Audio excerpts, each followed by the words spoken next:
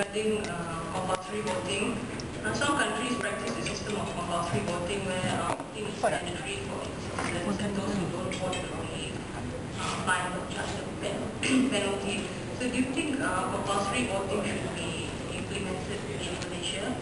Because it was recently reported that there are close to 4 million unregistered voters. I mean, those who are eligible to vote but not registered as voters.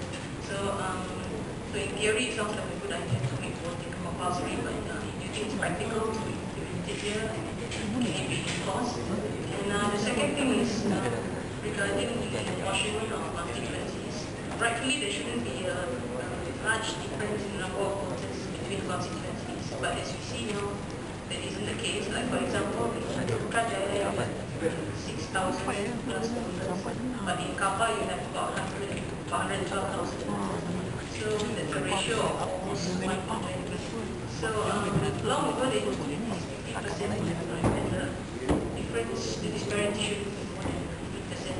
But now there's no such guidelines. So actually there's a lot of opportunity for abuse and implementing by the how do we push for any sort of reforms to address this issue? Assalamualaikum and good evening to everyone. My name is Arif. I'm a law student from Health University. Today I want to ask you, Dr. Sri, a question regarding buku jingga. Well, I'm not going to talk about the content of the book because it is very impressive. The digits are very shocking. But then sadly, I'm not convinced by it. The reason why I say this is because from page 6 to 11, you all have tabled a very good numbers, digits, statistics, and percentage of stuff, but then none of them are supported by reference. So, I mean, it is not a very good thing to do because you say something without a supporting evidence. Well, this is a very important manifesto for Pakatan Rakyat, and I'm sure things like buku jingga must be properly done. And sometimes I could not imagine how you can endorse something like this because knowing you as an ex-lecturer at Georgetown University, I'm sure you are very particular about all the formalities in books. Well, students can't give you assignment without having a proper model authority, references and so on. So I'm quite surprised that you endorse these kind of things. And I hope you can answer everything that can convince us. Thank you very much. Assalamualaikum, Dr. Sri. It's an honor to be able to meet you. A few days back, I met with Brother Adam Adli and Brother Zafran Arnab. I would like to know what is your stand on the abolishment on ARCO. And ARCO was recognized in the year 1971. And in the year 1986, you were the education minister, followed by 1993, deputy prime minister. Why didn't you abolish ARCO back then? Thank you, Dr. Sri.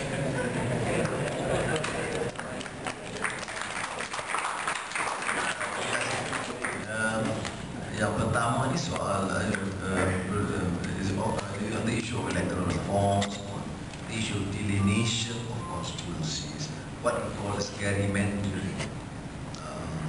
Now, let's be clear, all countries, some form of weightage is given for the rural heartland or the sparsely populated areas.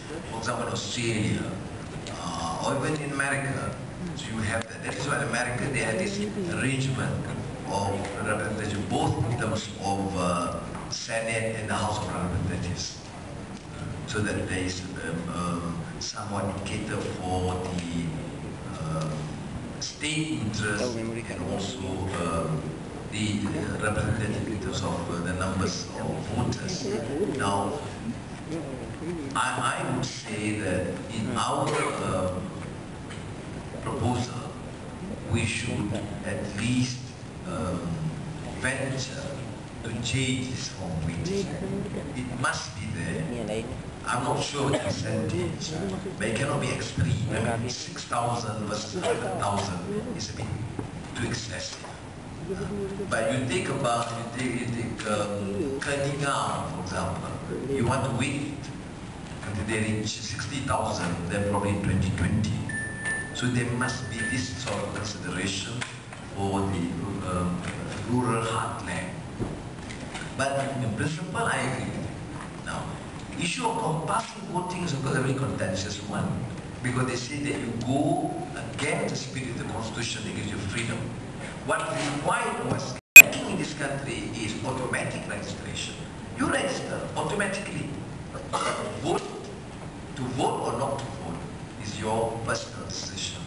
So I think for now we are in favor of automatic registration, but not compulsory voting, because people, some challenge it as in contravention to their personal right to choose what to do.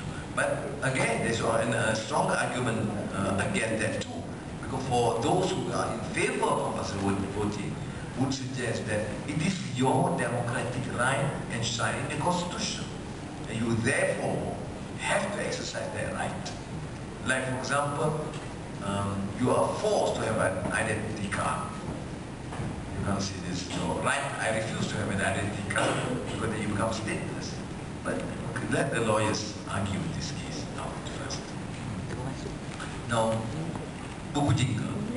Now, buku jingga is not an academic dissertation. These are statements of principles and policies. Now, why do we endorse? Because we are convinced that we can do, are able to do.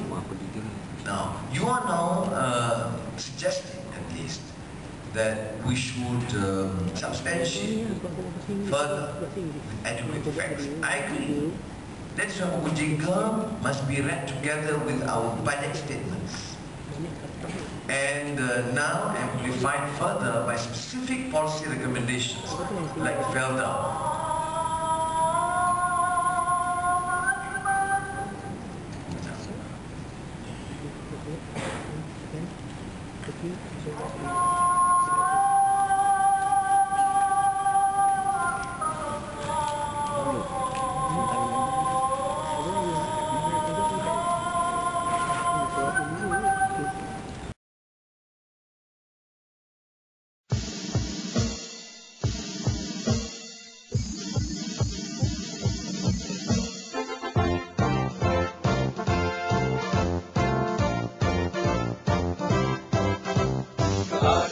Keadilan rakyat kita jana arus kami arus perjuangan bangsa keluhuran perlembagaan perpaduan negara masa depan anak Malaysia. Kebebasan rakyat kita diberkati Tuhan memperkasakan rakyatnya membujur lalu melintang patah perjuangan rakyat Malaysia membujur lalu melintang patah demokrasi rakyat Malaysia.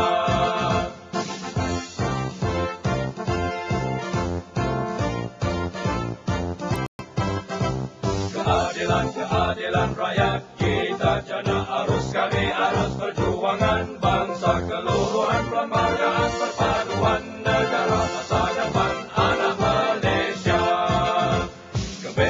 Kebebasan rakyat kita diberkati Tuhan memperkasakan rakyatnya membujur lalu melintang patah perjuangan rakyat Malaysia membujur lalu melintang patah demokrasi rakyat Malaysia membujur lalu melintang patah keadilan